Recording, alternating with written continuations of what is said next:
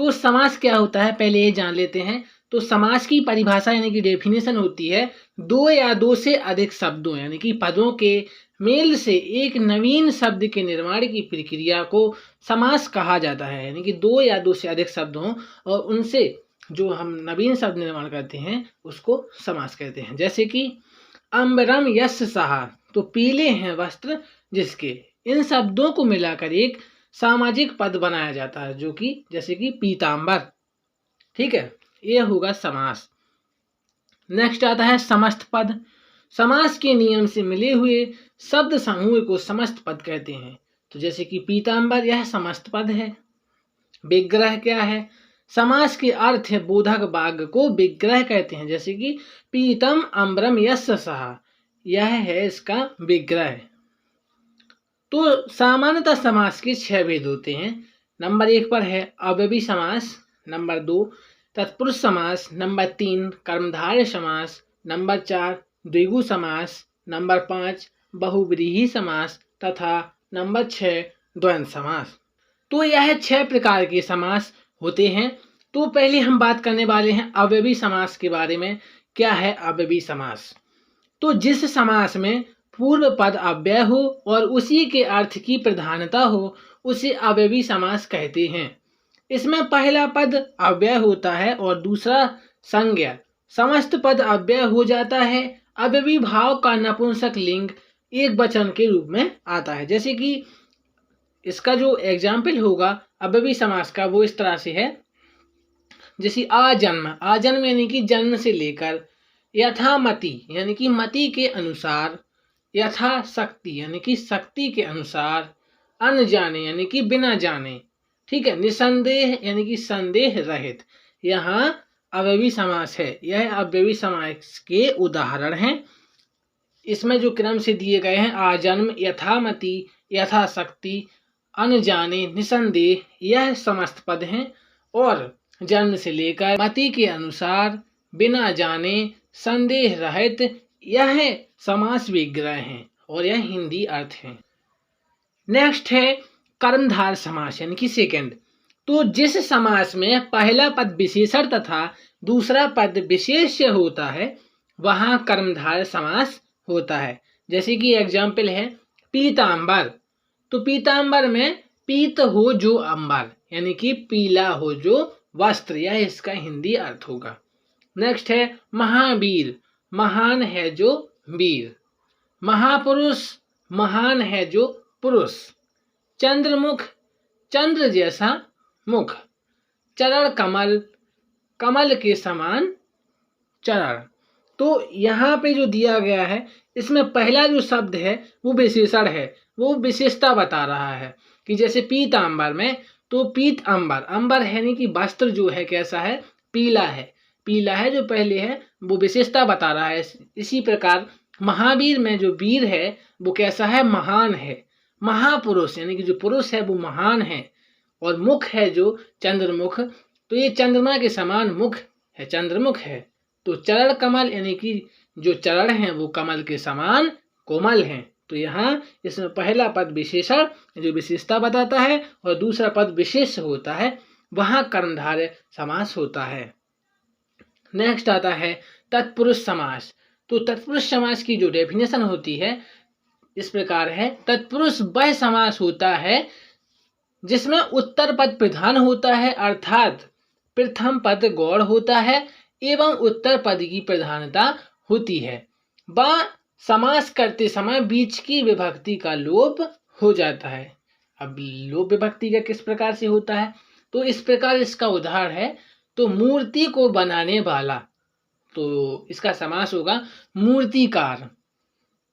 राजा को धोखा देने वाला राजद्रोही। खुद को मारने वाला आत्मघाती। मांस को खाने वाला मांसाहारी। काल को जीतने वाला कालजयी। तो यहाँ मूर्ति को बनाने वाला में सीधा इसका समास हो रहा है मूर्तिकार, तो को बनाने वाला नहीं है इसमें। तो इसी प्रकार यहाँ पे समास करते समय यहाँ जो विभक्ति है इसका लोप हो जा रहा है यहाँ पे। ठीक है, नेक्स्ट बात करते हैं अब हम द्विगु समास की कि द्विगु समास क्या है। तो इसकी परिभाषा है, जिस समास का पहला पद संख्यावाचक होता है द्विगु समास कहलाता है। इसके एग्जाम्पल इस तरह से हैं। तो हम देखते हैं, पहले नंबर पे है पंचवटी। तो इसका जो समास विग्रह है वो है 5 वट वृक्षों का समूह है। नेक्स्ट है चौराहा, यानी कि 4 राहों का समूह है। थर्ड है दुसूती, यानी कि 2 सूतों का समूह है। नेक्स्ट है पंचतत्व, यानी कि 5 तत्वों का समूह है, यानी समाहार। ठीक है। नेक्स्ट है त्रिवेणी, यानी कि 3 नदियां गंगा यमुना सरस्वती का संगम। तो इसमें जो पंचवटी दिया गया है, इसमें सबसे आगे ये देखिए पंच लिखा हुआ है, तो यह संख्या बता रहा है। जिस भी समास में संख्या दी होती है वह द्विगु समास कहलाता है, वह संख्यावाचक होता है। नेक्स्ट है बहुव्रीहि समास के बारे में। बहुव्रीहि समास क्या है? तो इसकी जो डेफिनेशन है सिंपल सी है कि ऐसा समास, यानी कि बहुव्रीहि समास ऐसा समास होता है जिसके समस्त पदों में से कोई भी पद प्रधान नहीं होता एवं दोनों पद मिलकर किसी तीसरे शब्द की ओर संकेत करते हैं। ठीक है, यानी कि इशारा करते हैं, उसे बहुव्रीहि समास कहते हैं। बहुव्रीहि समास का एग्जाम्पल होता है नंबर 1 पर गजानन। तो इसका विग्रह है गज के आनन वाला, यानी कि गज यानी कि हाथी और आनन यानी कि मुख। तो हाथी के मुख वाला कौन है? गणेश जी। तो यहाँ तीसरे पद हैं गणेश जी और यही इसमें मुख्य होते हैं। प्रथम और द्वितीय पद इसमें मुख्य नहीं होते। इसकी डेफिनेशन में बताया गया है ये तीसरे शब्द की ओर संकेत किया जाता है। तो यहाँ तीसरा शब्द यह है गणेश जी है। नेक्स्ट है चतुर्भुज। चतुर्भुज का अर्थ होता है 4 हैं भुजाएं जिसकी, अर्थात विष्णु जी की 4 भुजाएं हैं। नेक्स्ट है त्रिलोचन, यानी कि 3 आंखों वाला, यानी कि अर्थात 3 आंखें किसकी होती हैं? शिव जी की 3 आंखें हैं। तो यहाँ तीसरा पद प्रधान है शिव जी। नेक्स्ट है दशानन, यानी कि 10 हैं आनन जिसके, आनन यानी कि मुख। तो 10 मुख किसके हैं?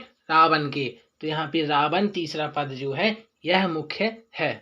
नेक्स्ट है मुरलीधर। तो मुरली को धारण करने वाले अर्थात कृष्ण जी, यहाँ पर कृष्ण जी तृतीय पद हैं और यही इसमें मुख्य हैं। नंबर 6 पे हम बात करने वाले हैं द्वंद्व समास की। द्वंद्व समास क्या है और किसे कहते हैं? तो ऐसे समास जिनमें समस्त या दोनों पद प्रधान हों और उन शब्दों का समास किया जाए तो उन दोनों पदों को मिलाते समय और अथवा या एवं इत्यादि योजक शब्द आ जाते हैं। जैसे कि इसका एग्जाम्पल है, समझने का प्रयास कीजिए। तो इस तरह से राजा रंक, तो इसका जो विग्रह होगा वो होगा राजा और रंक। तो यह जो चिन्ह है इसकी जगह और आ जाएगा, और आ जाता है, कहीं कहीं अथवा या आ जाता है। नेक्स्ट है दिन रात। तो इसका विग्रह होगा दिन और रात, इस शब्द की जगह और लग जाता है। नेक्स्ट है अपना पराया। तो अपना और पराया। अगला है छोटा बड़ा। तो छोटा और बड़ा, इसमें भी और लगा हुआ है। तो जितने भी यह द्वंद्व समास के एग्जाम्पल यानी कि उदाहरण होंगे, इनके बीच में यह लाठी लगी होगी और इसके विग्रह करने पर और अथवा या इत्यादि योजक शब्द आ जाते हैं। तो एक और एग्जाम्पल और है सही गलत। तो सही और गलत, इस प्रकार से। दोस्तों, यदि आप हमारे चैनल पर नए हैं तो नीचे दिए गए लाल सब्सक्राइब के बटन को दबाकर बेल आइकन के घंटे को ऑन कर लें, जिससे कि हम जो भी वीडियो डालें सबसे पहले आप तक पहुंच सके। और यदि आपने हमारी रस छंद अलंकार की और भी वीडियो नहीं देखी हैं तो लिंक आपको डिस्क्रिप्शन में मिल जाएगी, देखना ना भूलें।